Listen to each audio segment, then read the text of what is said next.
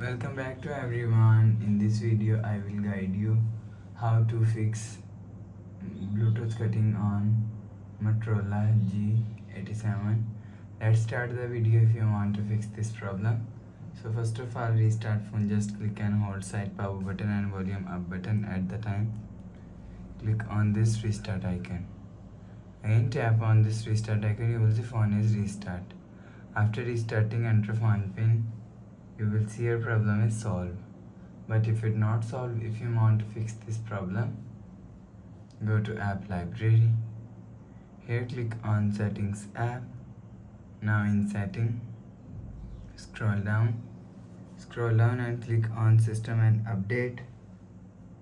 You will check your software update is latest. If it not latest, update your software latest. After update software latest, go back to home screen. You will see your problem is solved.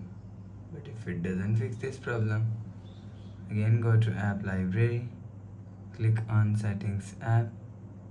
Now in setting, scroll down and click on system and click on reset option.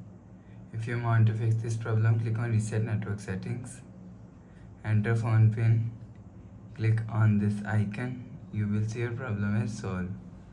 So please subscribe for more new latest videos. Thanks for watching.